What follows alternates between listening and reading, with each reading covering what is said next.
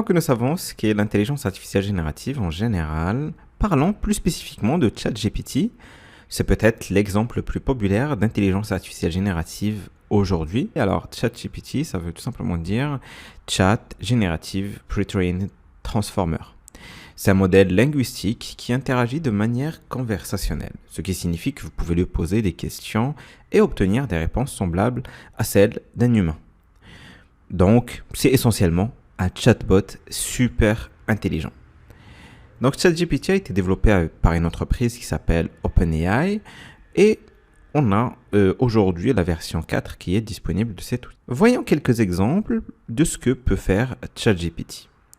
Si par exemple je lui demande d'expliquer le calcul à un enfant de 5 ans, hop, j'envoie mon prompt et ici nous allons obtenir une réponse très humaine rédigée à un niveau de détail qu'une personne très jeune, donc un enfant de 5 ans, pourrait comprendre. Essayons maintenant un autre exemple.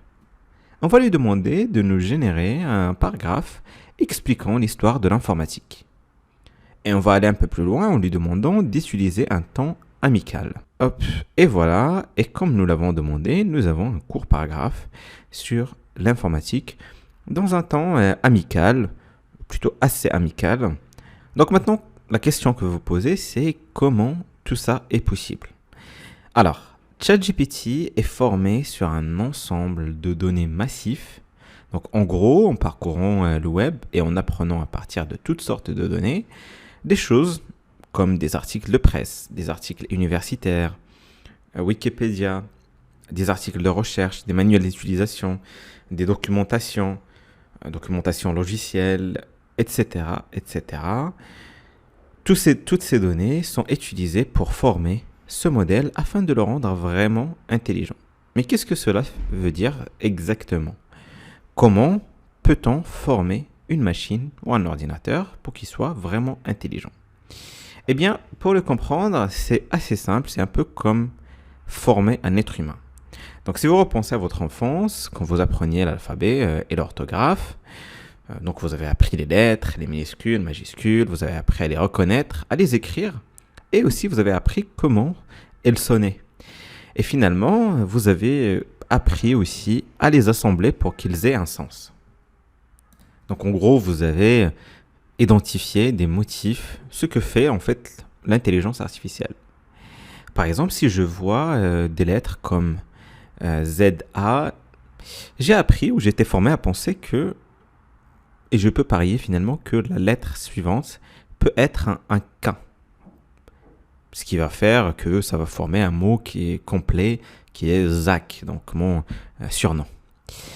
Et vous pouvez donc étendre des lettres et des mots simples pour former des phrases. Donc, par exemple, si vous voyez une partie d'une phrase qui est « J'espère que vous allez », vous allez directement, donc comment vous avez été formé, ce que vous avez appris, vous allez directement parier que le mot qui va venir après va être bien pour former la phrase complète « J'espère que vous allez bien ».